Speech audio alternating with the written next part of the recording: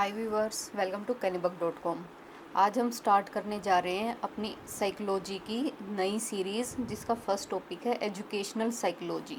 अगर ये हमारी इस सीरीज़ की फ़र्स्ट वीडियो है, अगर आपको वीडियो पसंद आए तो लाइक शेयर सब्सक्राइब करना और लास्ट तक ज़रूर सुनना। तो आइए चलते हैं अपने टॉपिक की तरफ। हमारा टॉपिक है एजुकेशनल साइकोलॉजी, यानी शिक्षा मनोविज्ञान। साइकोलॉजी का मतलब है मनोविज्ञान। तो पहले हम साइकोलॉजी टर्म है इसको ढंग से समझ लेते हैं, इसके बाद हम एजुकेशन पे आएंगे, ठीक है। तो सबसे पहले साइकोलॉजी होता क्या है। साइकोलॉजी यानी मनोविज्ञान दो शब्दों से मिलके बना है, दो वर्ड से मिलके बना है, साइके प्लस लोगस। साइके को इंग्लिश में सोल बोलते हैं यानी आत्मा, और लोगस को हम साइंस बोलते हैं यानी विज्ञान।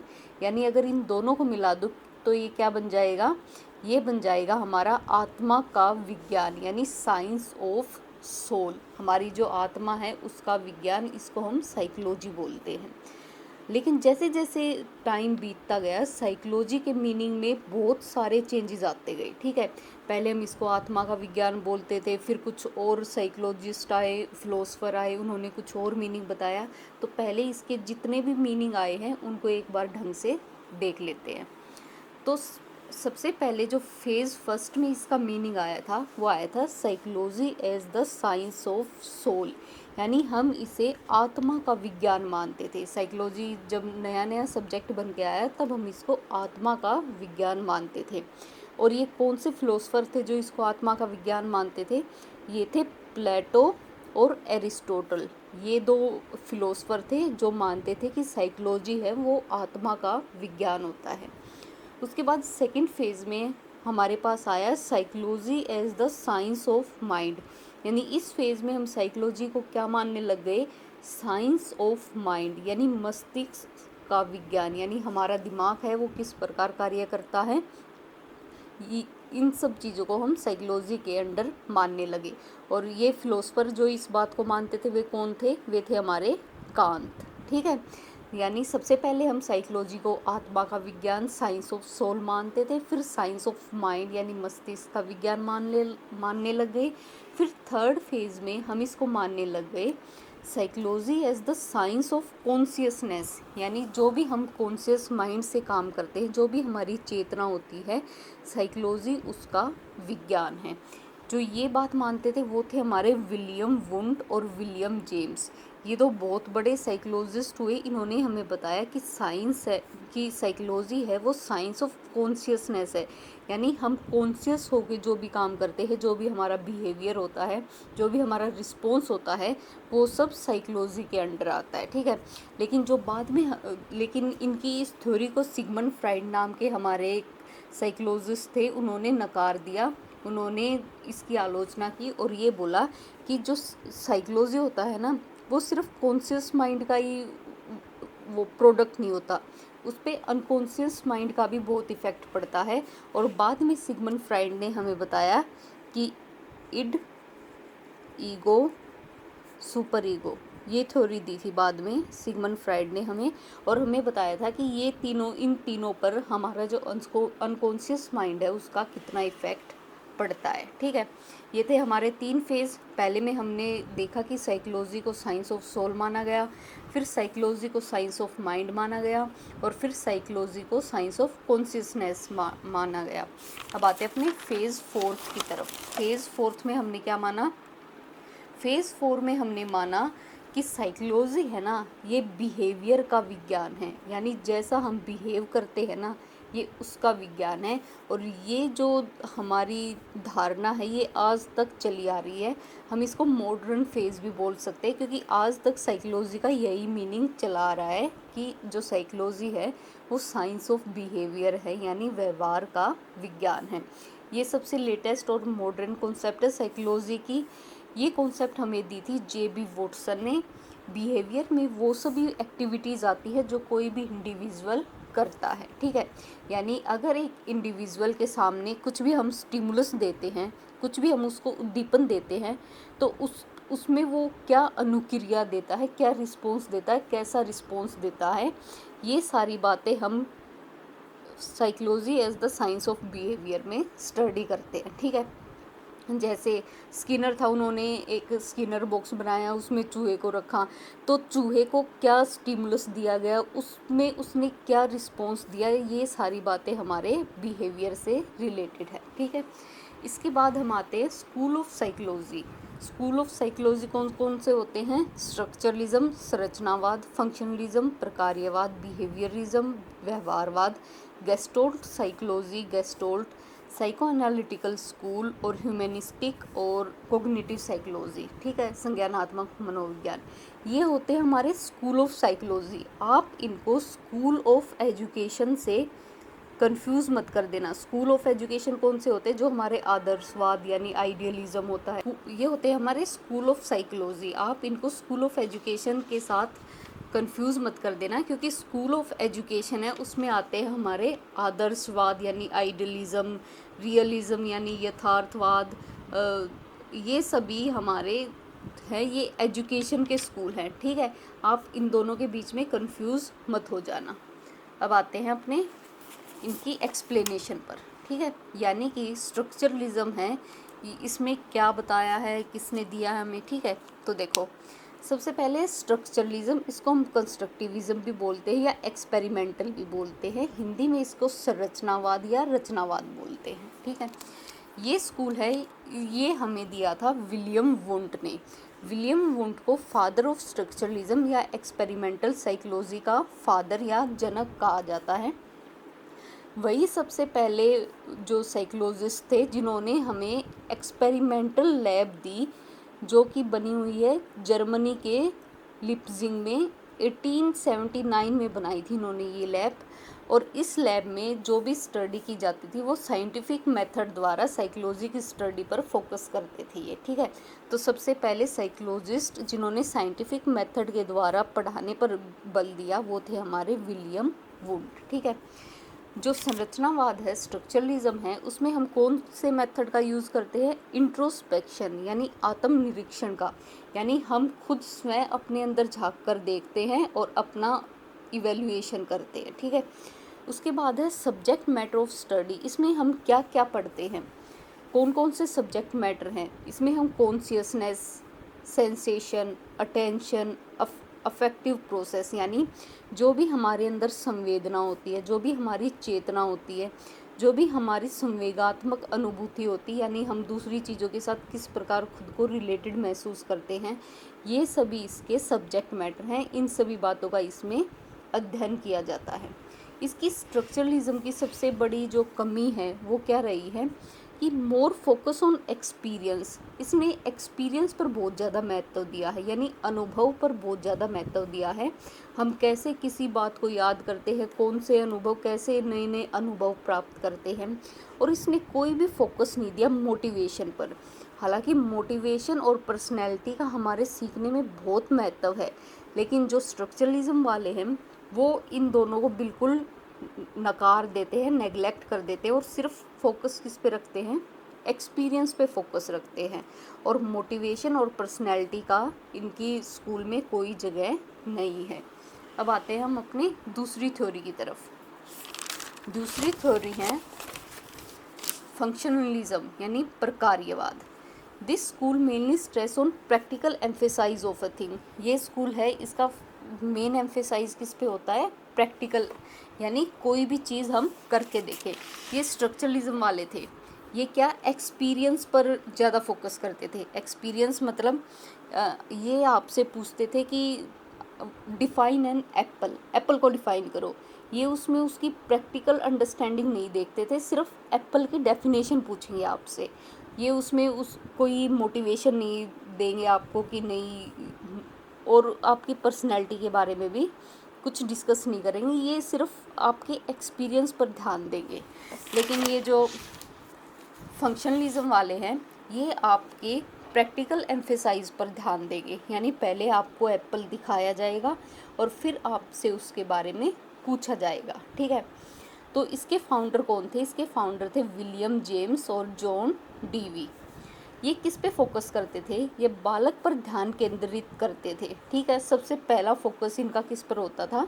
बालक पर, स्टूडेंट पर मेन फोकस होता था।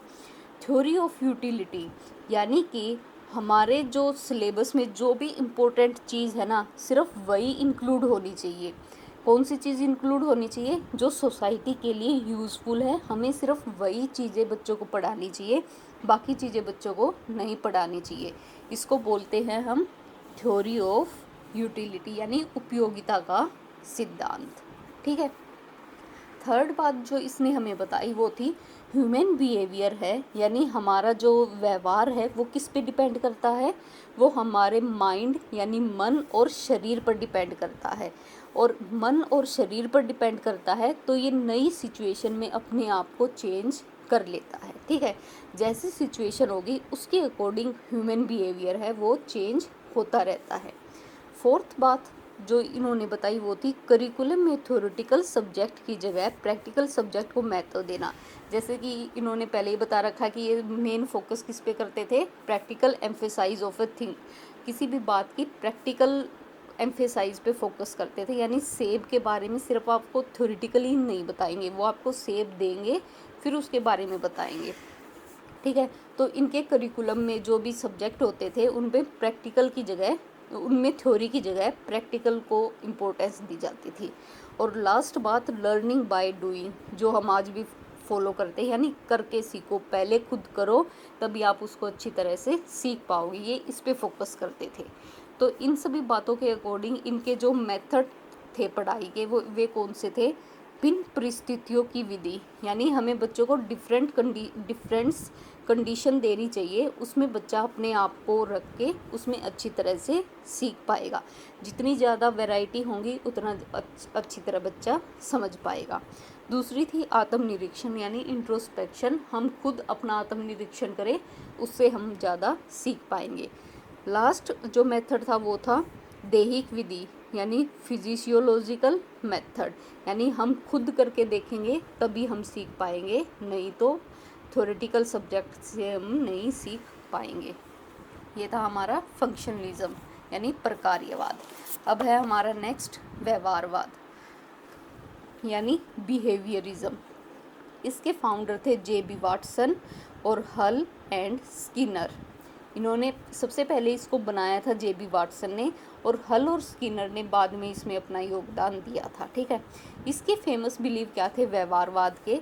व्यवहारवाद है वो इन्वायरमेंट पर फोकस करता था, सिर्फ वातावरण पर फोकस करता था, और इन्होंने हेरिडिटी यानी वंशानुक्रम का कोई रोल नहीं बताया। देखो, जो स्किनर था उसने एक स्किनर बॉक्स बनाया था। स्किनर बॉक्स में उसने एक चूहा रख दिया था और चूहे को लीवर दबा के खाना मिलता था, चूहा भूखा था और उसे बाहर आने का रास्ता मिलता था। ठीक है। यानी वो सिर्फ उसको इन्वायरमेंट देते थे, उसके वातावरण का उन्हें कोई लेना देना नहीं था। तो इन्होंने किस पे फोकस किया? सिर्फ इन्वायरमेंट पे फोकस किया। अगर किसी का जो हेरिडिटी है वो कम है या किसी की ज़्यादा है तो उन्होंने बोला कि इससे उनकी लर्निंग पे कोई इफ़ेक्ट नहीं पड़ेगा। फोकस ऑन एक्सपेरिमेंटल लर्निंग, जो व्यवहारवादी थे उन्होंने प्रयोगात्मक विधियों का प्रयोग किया, यानी एक्सपेरिमेंट्स के द्वारा पढ़ाई पर जोर दिया।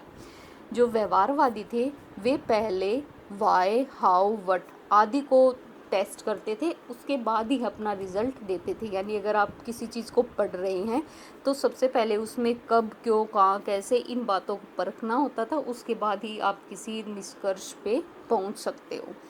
नो रोल ऑफ सोल, यानी आत्मा का कोई भी रोल नहीं है। और कॉन्शियसनेस, यानी सबसे बड़ा रोल किसका है? हमारी चेतना का, यानी जो भी हम कॉन्शियस माइंड के द्वारा करते हैं, जो भी हम जागरूक होकर करते हैं, सिर्फ उसी का रोल है और आत्मा का इसमें कोई रोल नहीं है। उसके बाद है हमारा new methodology of teaching, programmed learning, यानी जो व्यवहारवादी थे उन्होंने हमें एक नया मेथड दिया पढ़ाने का, प्रोग्राम्ड लर्निंग। इसमें क्या होता है? इसमें मेनली हम कंप्यूटर की हेल्प से, जैसे आजकल बहुत सारी ऐप आई हुई है, उनकी हेल्प से पढ़ते हैं। आपके सामने एक क्वेश्चन होगा, आपको वो क्वेश्चन करना है। अगर आपने ठीक कर दिया तभी आप सेकंड क्वेश्चन पे पहुंच पाओगे। फिर अगर आपने वो क्वेश्चन गलत कर दिया तो वो जो कंप्यूटर है आपका वो आपको रीडायरेक्ट करेगा उसकी थ्योरी पे, यानी उसकी और ज़्यादा ब्रॉड एक्सप्लेनेशन देगा, और फिर आपको क्वेश्चन 1 पे आना पड़ेगा। और क्वेश्चन 1 को ठीक अटेम्प्ट करने के बाद आपको क्वेश्चन 2 पे जाना पड़ेगा।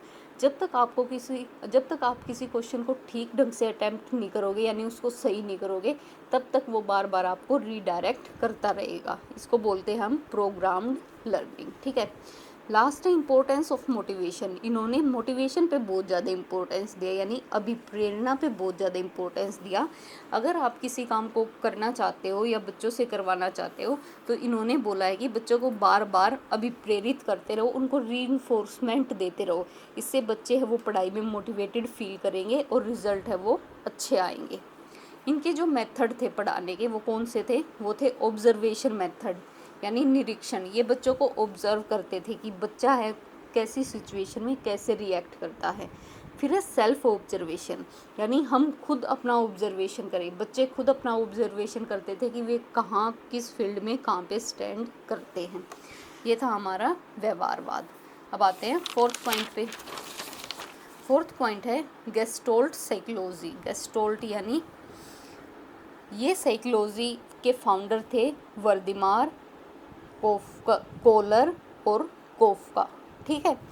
गेस्टोल्ट इज़ अ जर्मन वर्ड। गेस्टोल्ट है ये एक जर्मन वर्ड है, जर्मन शब्द है, जिसका मतलब है होल, फॉर्म, फिगर और कॉन्फ़िगरेशन, यानी कि पूर्ण, संपूर्ण, यानी कोई भी चीज़ है वो हमें पूरी तरह से दिखाई जाए, वो समग्र हो यानी एक साथ हो, संपूर्ण हो यानी कंप्लीट हो, ठीक है। तो गेस्टोल्ट का मतलब है होल यानी संपूर्ण, या जो भी कंप्लीट होती है उसको हम गेस्टोल्ट बोलते हैं जर्मन में।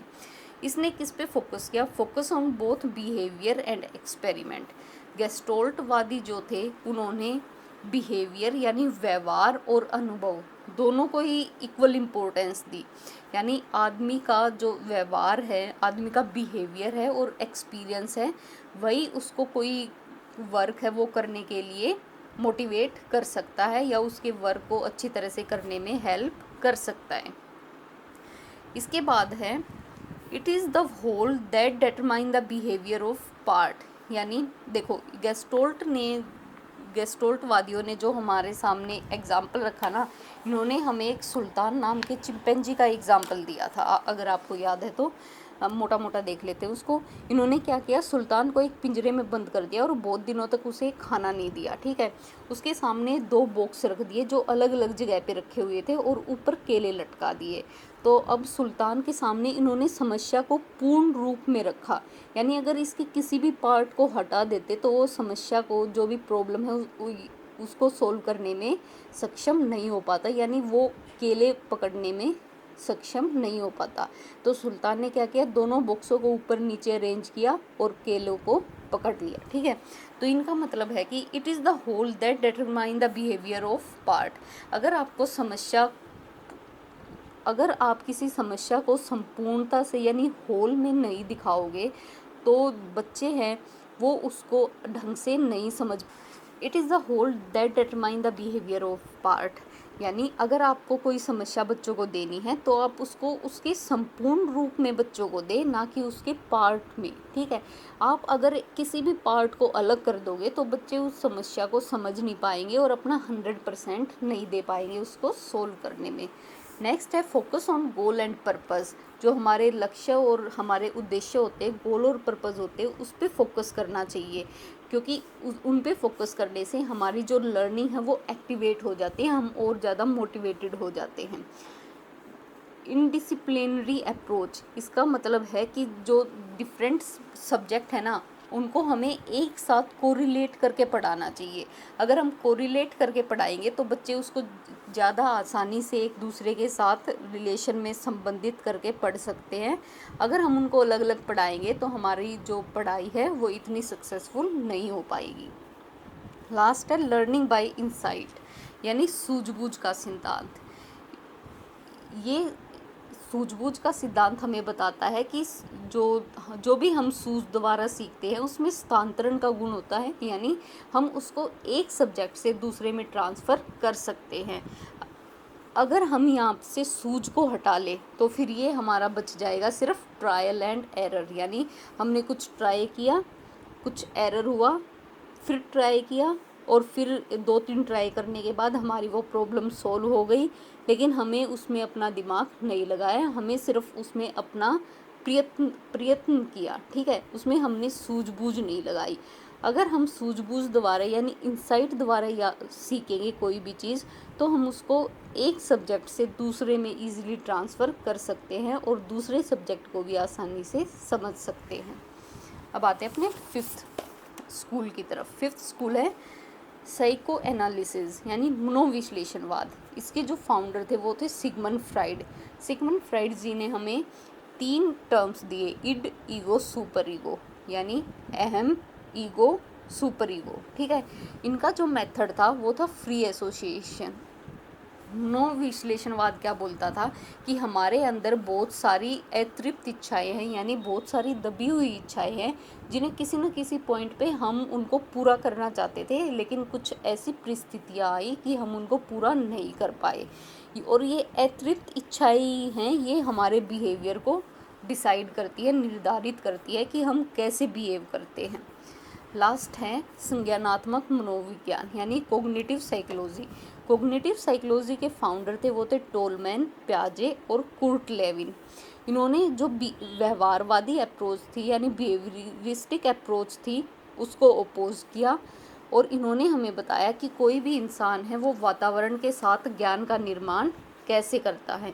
इन्होंने बताया कि मानव एक ऐसा निष्क्रिय प्राणी नहीं समझा जा सकता जो वातावरण, जो इन्वायरमेंट के जो फैक्टर्स हैं उनसे प्रभावित होकर आगे बढ़ता है, बल्कि इन्होंने जो एक मानव है उसको एक ऐसा सक्रिय प्राणी माना है जो अपनी नई नई अनुभूतियों यानी अपने नए नए एक्सपीरियंस की खोज करता है, उनमें चेंजेस लाता है सिचुएशन के अकॉर्डिंग, और उन्हें अपने दिमाग में धारण कर लेता है, उन्हें अपने मस्तिष्क में धारण कर लेता है, ठीक है।